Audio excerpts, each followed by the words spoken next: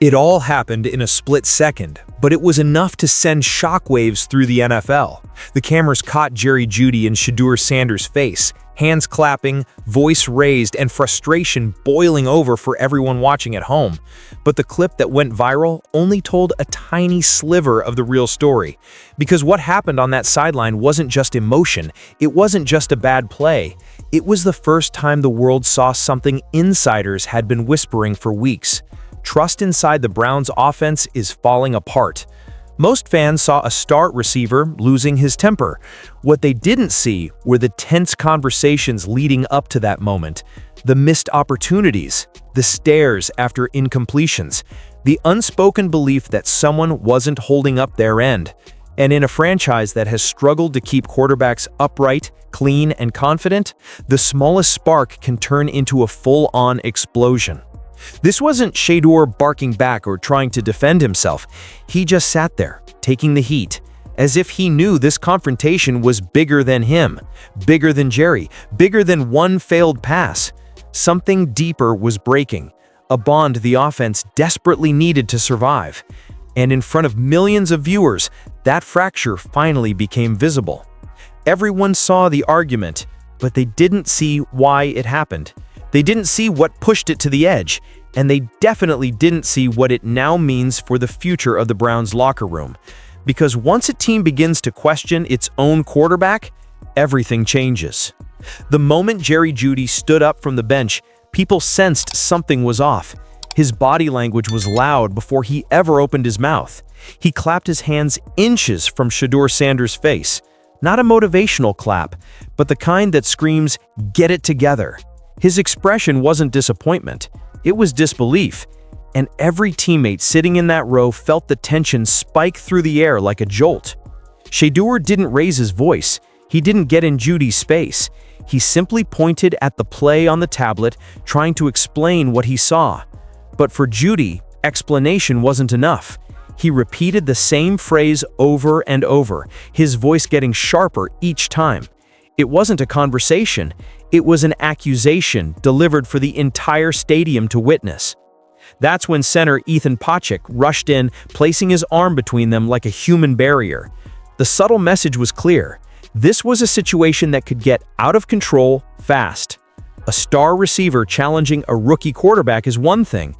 Doing it publicly on national television is another. That's how careers get questioned. That's how headlines are born. And while the clip spread across social media within minutes, one crucial detail was missed by most viewers.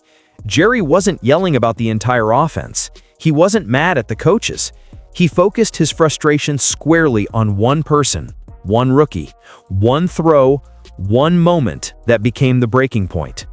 But the explosion everyone saw was only the tip of a much bigger problem, one that had been brewing long before this game ever kicked off.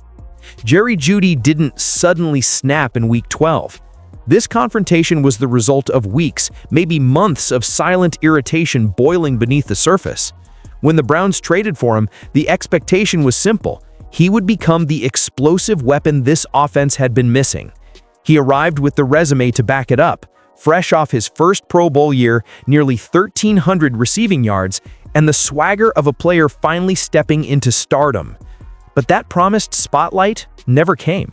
Instead of becoming the centerpiece of the offense, he became another victim of Cleveland's quarterback carousel.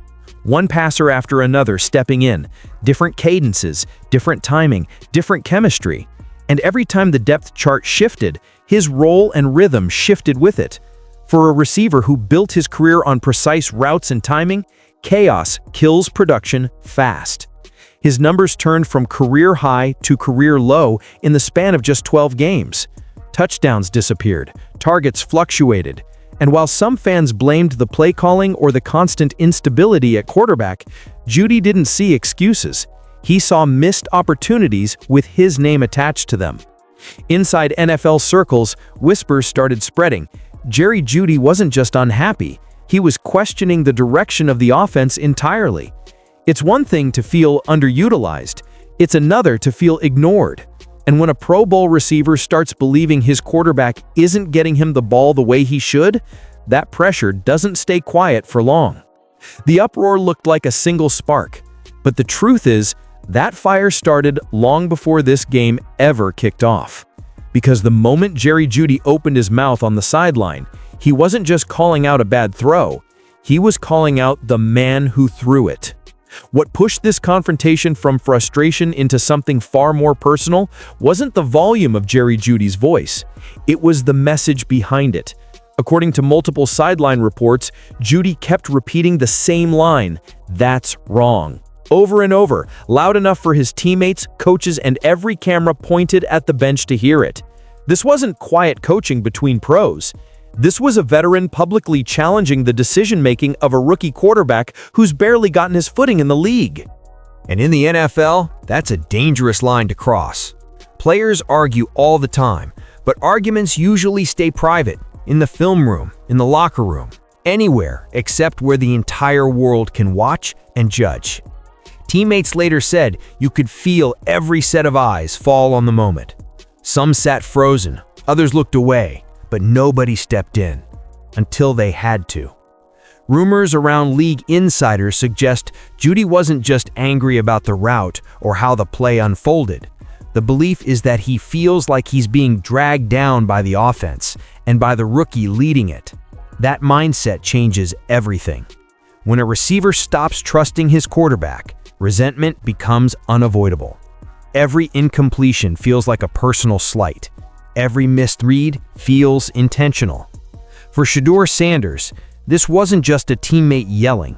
It was a message about hierarchy, about who deserves the ball, about who should have the voice in the huddle.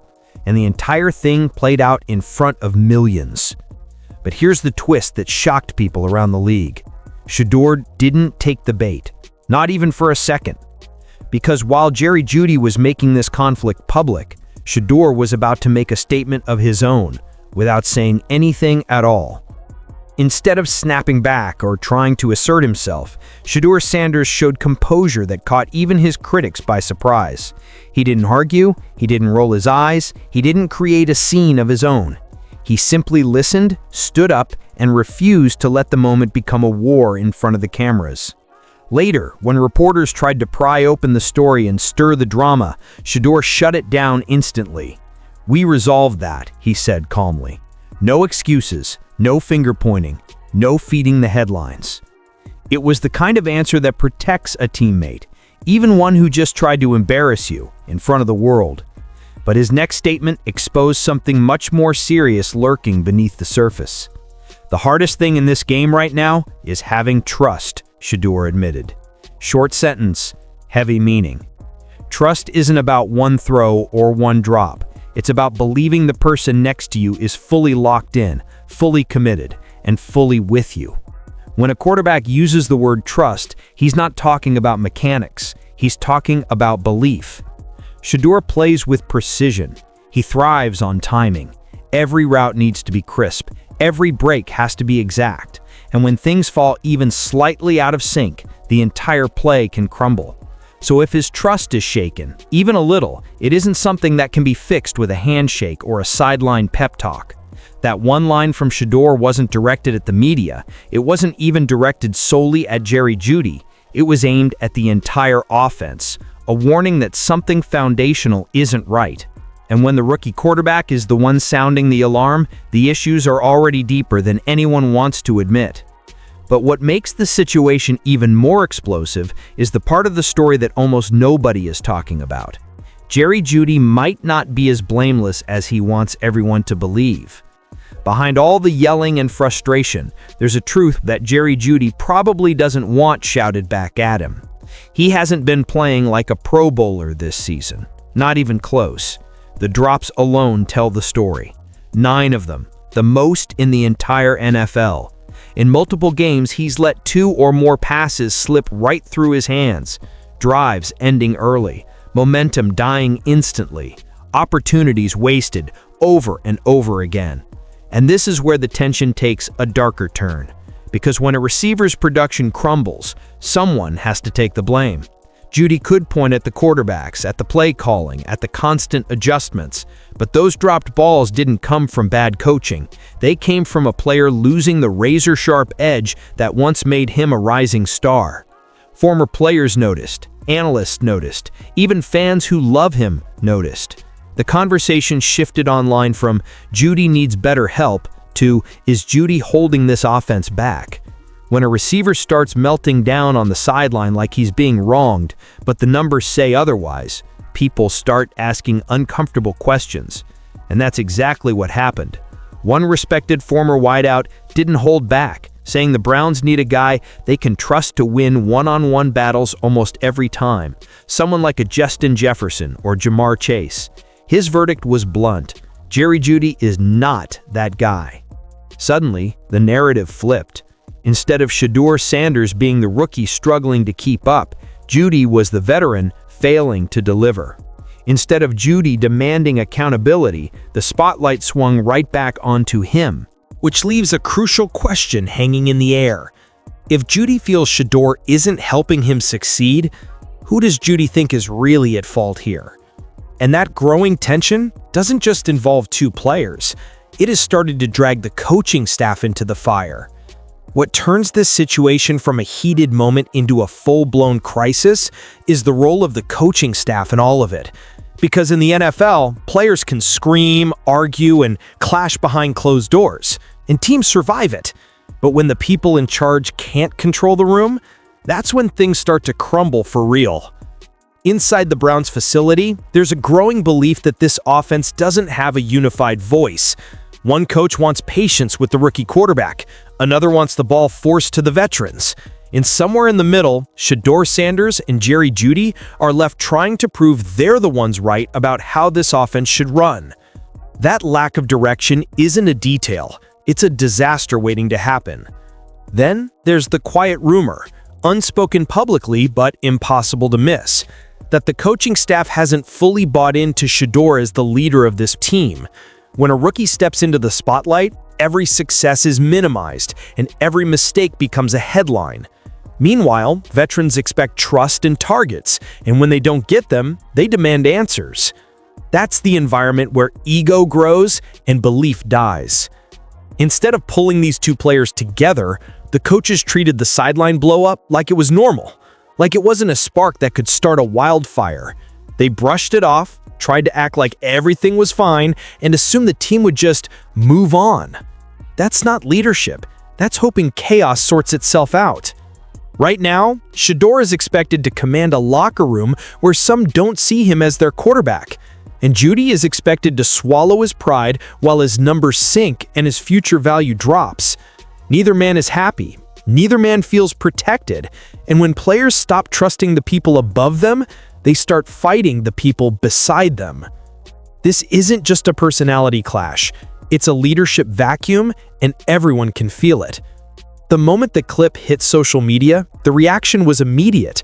Fans weren't just confused, they were furious. And instead of choosing patience, they picked sides. Some pointed directly at Shédeur Sanders, convinced the rookie wasn't ready to lead a franchise that's been desperate for a real quarterback for years. Others defended him fiercely, saying he's the only spark this offense has had all season, and he's being hung out to dry by a receiver who can't hold on to the ball. Debates turned into arguments turned into accusations, and soon the narrative wasn't just, they had a fight. The narrative became, the locker room is falling apart. Online, theories began spreading like wildfire.